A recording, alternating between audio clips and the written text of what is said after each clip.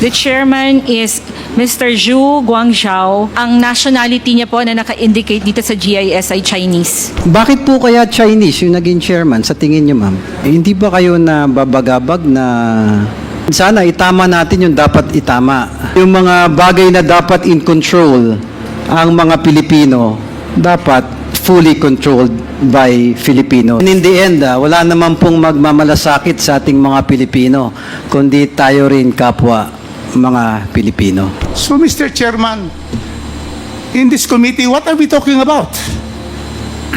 What are we talking about? What do you want to do with NGCP? Are you going to shoot them, which I suggest, to sabotage our supply? Will you do that, Mr. Aguilar? Do you have a gun?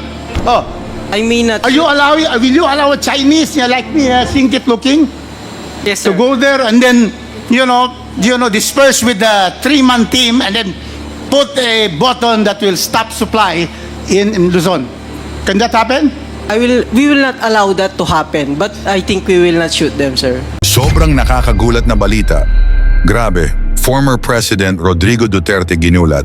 Nagulat sa inutos ng Quadcom, shoot to kill ang China sa Pilipinas. Ayon sa nakalap nating impormasyon, mismong mga congressman na ang magkakaaway. Matapos malamang Chinese din pala, pinili sa panahon ni Duterte na maging NGCP chairman. Pero ginulat si Duterte ni Congressman Rufus Rodriguez, subukan daw patayin ng mga Chinese dito ang kuryente. Shoot to kill daw dapat China sa Pilipinas. Tara panoorin natin. Of course, all the representatives from NGCP are all Filipinos here. Agreed? Opo. Opo. No, kasi actually, most of the queries and questions of the members have been asked by the members who asked questions earlier. Ako lang kasi na bagabag ng kaunti sa mga ibang informations, ma'am, na narinig ko, attorney. For example, ano ba yung nabanggit kanina, yung chairman ba? Sino po ulit ba yung chairman? Based on the 2024 GIS ng NGCP po, the chairman is Mr. Zhu Guangzhou. Ang nationality niya po na naka-indicate dito sa GIS ay Chinese. Ma'am, sinagot yun na, tinatanong ko pa lang yun. But thank you, ma'am, for answering agad. Pero, bakit po kaya Chinese yung naging chairman sa tingin niyo, ma'am? Katulad po ng sagot ko kanina, Mr. Chair, how the Board of Directors operate, sila po yung nakakaalam. At saka po, pinasasubmit na rin po ni Congressman Suarez yung minutes of the meeting ng election. Yes, ma'am. Opo. Kasi all the answers have been technical. I'm trying to talk to you as representatives of NGCP on a more, let's say, personal yung opinion po ninyo. Matagal na rin po kayo sa NGCP, 2019, tama po ba, ma'am? 2019, Mr. Chair. Ma'am, kayo po, since when po kayo nasa NGCP? Since 2011. 2011. So, more than a decade. Sir, kayo po? 2009 po. 2009. Mas antigo si Sir sa inyo. Pareho. No, yung ano lang kasi sa akin, hindi ba kayo... Ako kasi, ng first time I've heard dun sa sinabi na yung chairman natin, although yes, ipapass nyo sa committee yung mga minutes of the board, hindi ba kayo na babagabag na... sa sarili niyo pong opinion na I'm sure you are lawyers na meron din kayong sariling opinion. Nababagabag po ba kayo o hindi naman po? Mr. Chair, sa pagkakaalam ko po, insofar as our board of directors is composed and how they proceed with their order of business, ang chairman po ng board only presides. So, para pong nag-preside. So, kung bagabag dahil Chinese. Dahil meron siyang pwedeng ma-exercise na compulsion, kahit sa akin, sir, Hindi po, kasi it's outside. It's ultra vires na po yung gagawin niya kung i-compel niya ako to do anything, Mr. Chair. So in your opinion, attorney, yung chairman walang influence. Nagpe-preside lang siya. That is your opinion. That's my opinion, and as they are constituted, Mr. Chair. Yes, I understand that. That's the technical. Yeah, but the reality is, yung chairman, alam naman nating lahat, hindi lang naman hanggang sa preside. Yun naman ang realidad. Pero I won't stay with that. Ang nag-aalala lang ako si ma'am, yung mga narinig kong information, yung control over management, yung extent of influence in decision-making ng operations, medyo nakaka-worry. Yung State Grid International Development Limited or SGID, tama po ba? Ito yung may 40% ownership, ma'am? Opo, State Grid International Development Limited, Hong Kong, SAR. Buong pangalan po. Sino po ba tong SGID na to, ma'am? Katulad po ng nabanggit ko kanina, Yes, ma'am. NGCP po kami. Technically, ito pong mga korporasyon na to ay separate from us. So ako po walang personal knowledge in so far as sino nagko-compose kay State Grid International Development Limited. Yes, ma'am. Thank you. I really hope that the committee, sana lumabas po lahat itong mga katanungan ng mga members at control over technical operations.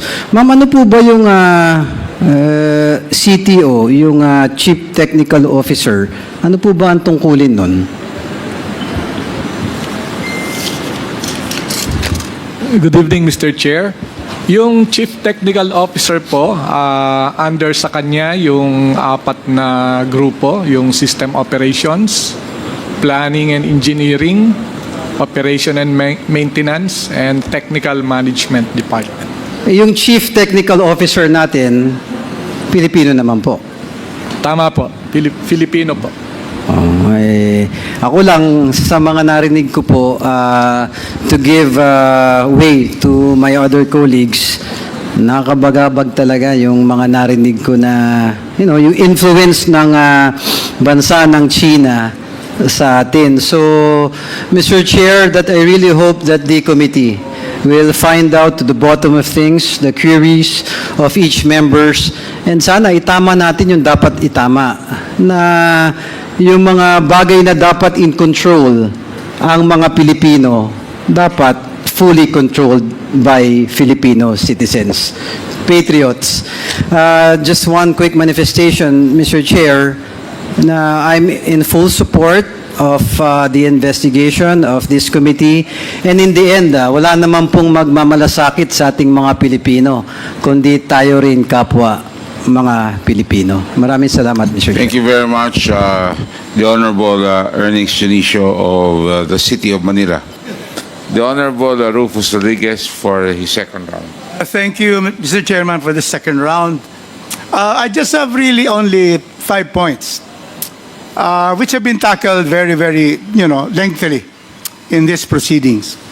First, the first 3 points pertain to allegations of violations of NGCP, of 3 important provisions of its franchise. Let me start, Mr. Chair. So 3 about the franchise. 2 will pertain to the Constitution.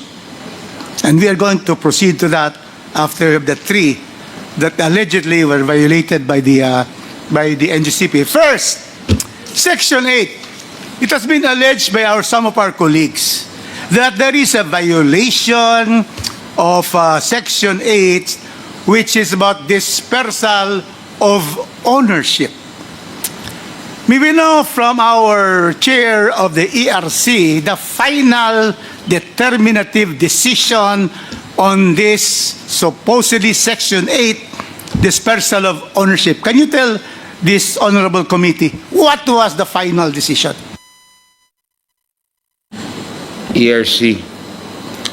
Mr. Chair, I think as discussed earlier by the members who were part of the ERC at that time, the majority approved the mode of dispersal aside from the extension that was provided under Section 8 of the Right. grant. So therefore, there is no violation of Section 8 because 4 out of 5, the majority and 3 are here, decided that indeed the proviso, a proviso, Mr. Chairman, in law, are exceptions to the main provision. The main provision is through public offering. In other words, to have offering of shares to the public. The second one is through the stated proviso, exception, the listing of a PSA of any company having 30% term. And so it was decided, therefore, well, of course, there is a dissenting opinion. And of course, the dissenting opinion of Mama Seda is always very good, as all dissenting opinions are. They're always, they give out the other reasons. But unfortunately, in this country, the rule of law provides that in a collegial body like the ARC, the majority will have to prevail. And therefore, my question is, that is now the final decision. May we know whether any entity, any organization, any person has questioned this decision, which said that the NGCP has complied with Section 8. May we know if they have gone to the Supreme Court on this. Is there any question? Was there? Mr. Chair, we are not aware if... None. Therefore, on the first issue of Section 8 being violated, it has not been violated. It has been complied, Mr. Chairman. Very clear from ERC itself. So, what are we talking about in terms of dispersal? There is now a decision which has become final, no question to the Court of Appeals or the Supreme Court. That is now the law of the case, and it cannot be relitigated under the principle of res judicata. Second, Mr. Chairman, there is allegation that the provisions on taxes have not been paid. This is now Section 9. So we're through with Section 8. Clearly, NGCP is compliant. Section 9, tax provisions. We have the franchise tax of 3%. There have been talks that NGCP is liable to refund to the people and to the consumers the 3% tax collected from 2011. Mr. Chairman, may I now know from the ERC chairman, is it not that in 2011, the ERC has approved the pass-on provisions that the franchise tax is passed on?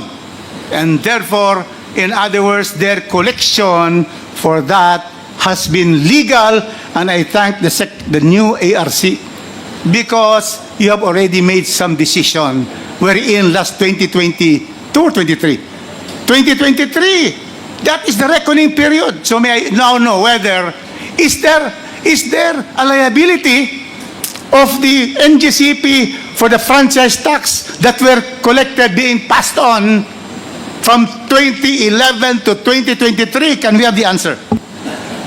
Mr. Chair, we have been asked to study that by Congress. So we are still evaluating that. Of course, that is not the answer because it is by law. The law was the ERC approval of this pass on. So there can be no study on that. The decision of the regulator is that they can pass on. Now you have made another regulation, maybe no.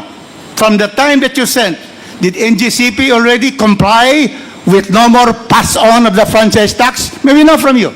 They complied, Mr. Chair. But Mr. Chairman, very clear. After the ERC reverse its 2011 decision to allow the pass on of franchise tax, 3%, they have now come out.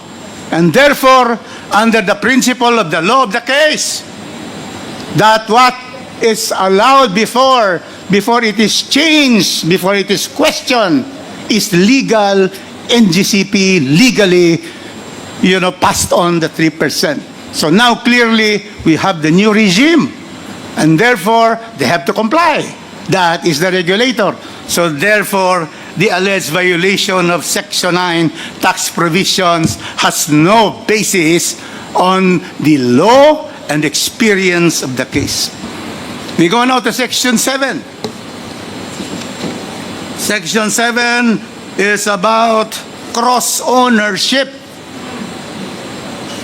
IPIRA law provides for the prohibition of this percentage and so forth. Is it not, Chair De Malanta, that this bill provides for exemptions already to the rule? And therefore, what is stated in the IPIRA has now been overtaken and repealed by a later law and more specific law. This is now the franchise NGCP. Can you restate again what you have said earlier? That's correct, Mr. Chair. There is, as far as the transmission operator or transmission concessionaire is concerned, there has been an amendment of that cross-ownership provision. The chairman, in baseball, strike 3, strike out. So, Mr. Chairman, let's now go to the other issues. Because I have waited here and listened to the issue because, Mr. Chairman, if there's anything Congress will do, it is to give due process to everyone who comes here, and we follow the law and we follow the Constitution. Constitutional. It is stated, the chairmanship of the NGCP, but a Chinese citizen, violates the Constitution. I will now read to you, Mr. Chairman, the exact provisions of Section 11, Article 12. That is on franchises.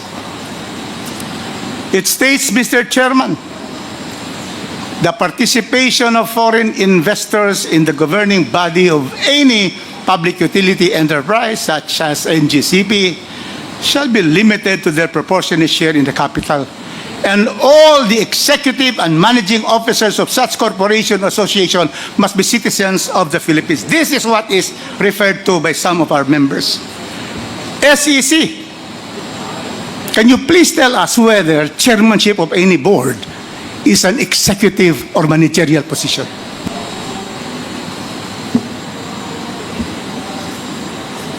We have here an SEC opinion. It's stated here that an alien national may assume the post of chairman of the board whose act shall be limited to that of a presiding officer during board meetings. So, if chairmanship, foreigner may be allowed as chairman of the board, but it should be qualified that his act should be limited to that of a presiding officer of a board meeting. So, if his role involves managerial roles, that is already violative of the Constitution. Very clear, Mr. Chairman. Strike 4, constitutional.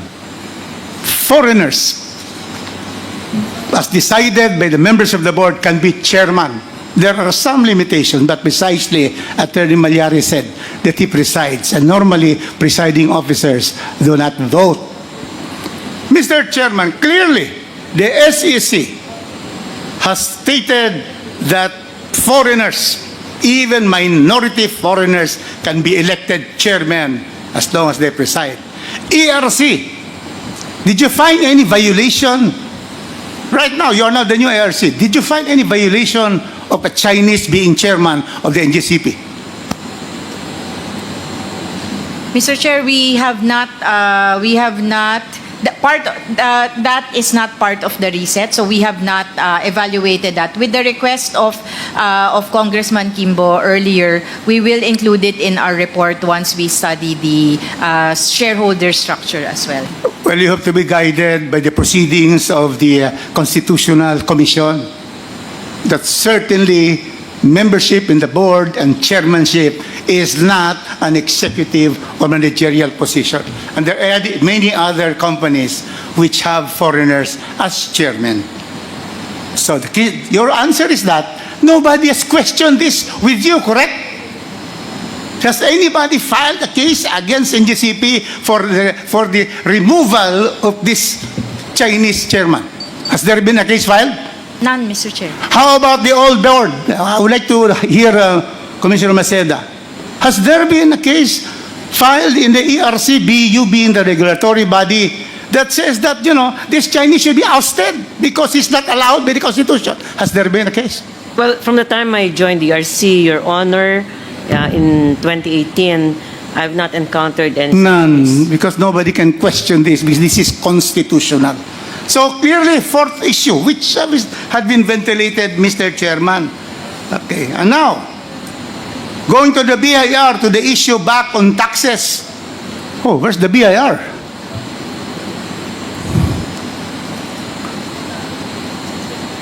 The BIR. Because the BIR with Commissioner Romeo Lumagi attended the Ways and Means Committee hearing the other week where I am a member. And what was the statement? I'd like to get confirmation BIR so that we will know that Section 8 has been religiously been complied as far as franchise tax is concerned. O asa na, nag-CR na naman.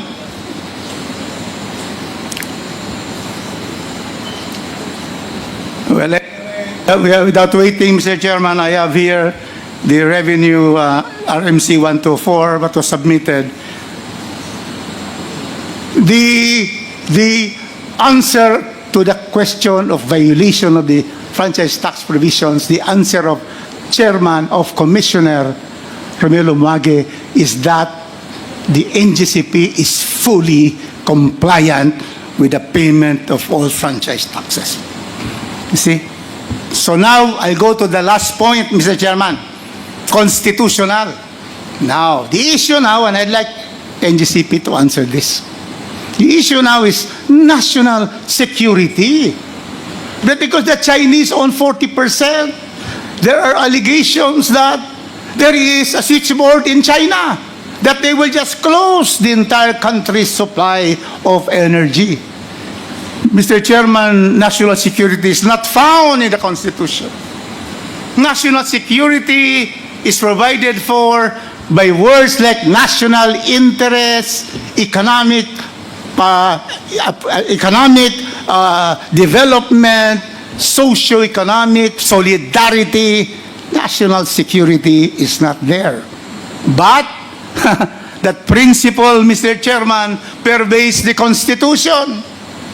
That primarily foremost in the country and the administrators of this country is national security, and that is why in the Constitution, the first article is national territory, because we have to defend our territory against any aggressor, including the West Philippine Sea, against these Chinese illegal trespassers of our West Philippine Sea, as decided already by the International Tribunal of July 12, 2016. The 9-dash line of China has no basis in law and in fact. They lost in 8 counts to the Philippines. And we thank President Pinoy for filing that case in the International Tribunal in Den Haag. National security. Oh, is it true that, these Chinese are going to, because if you say it's true, I will call for the revocation of your franchise. Can the Chinese close any of the 3 control points of the NGCP in the 3 islands of the islands of the Philippines? My island, the land of unfulfilled promise, Mindanao, the promise of the interconnection has been done. That's why I'm grateful. We will know. Is there a switchboard that is held by the chairman, Chinese, in Beijing? Is that correct? Let us have the answer. So that this is the national security concern, which I am also concerned, because we do not want China to have, a grip on our energy system. None, Mr. Chairman. Let's have the answer officially. You are under oath. Can the Chinese minority owners, can they sabotage your country by just stopping supply of energy to any part of the country? Answer, please. They cannot, Mr. Chair. Also, the answer of Mr. You're a lawyer like me, so let's give it to the more technical ones. Yeah, come here, Mr. Aguilar. Sometimes us lawyers would tend to, know everything, but this is something that is pertaining now to national security and the fact that these Chinese can never come to one of your control system site and go there and turn off the grid in Luzon, or go to the Visayas, or come to the city of Golden Friendship, my city of Cagayan de Oro, to be able to stop the supply of electricity in Mindanao. Can you now explain to us under oath what is the situation? Can they do it? Yes, sir. They cannot control the power system of the Philippines with a single button. Yes, sir. Any switchboard or control being held by people in Beijing or even in Guangzhou, nearer to us, that they can, interfere in the supply of energy in the Philippines? None. None, sir. And if they try to come to the 3 points, are you going to shoot them, which I suggest, to sabotage our supply? Will you do that, Mr. Aguilar? Do you have a gun? He's Mr. Agustin. Mr. Agustin. Oh, I mean not. will you allow a Chinese like me, singkit looking, Yes, sir. to go there and then, disperse with the 3-man team and then put a button that will stop supply in Luzon? Can that happen? We will not allow that to happen, but I think we will not shoot them, sir. We should shoot them if they do that, because that is part of self-defense. So, Mr. Chairman, with all these testimonies from, first, the ERC, second, the SEC, third, the BIR, through my statement, and the NGCP. So, Mr. Chairman, in this committee, what are we talking about? What are we talking about? What do you want to do with NGCP? It has complied with all of the requirements of the franchise. It has complied with the Constitution. So that is what the question is, but you don't have to answer. Thank you. Because that is the prerogative of the Committee on Franchise to look into all the franchises of this country and be able to evaluate their performance and have even a motu proprio investigation. So thank you so much for Thank the you very opportunity, Mr. Chairman. Again, Cagayan de Oro and Mindanao is thankful for the interconnection of our lines to the Visayas and to Thank you Mindanao. very Thank you. much. Ngayon, ikaw bilang Pilipino, ano ang masasabi mo at reaksyon sa balitang ito? Mag-iwan ka ng komento sa ibaba at atin pong babasahin isa-isa.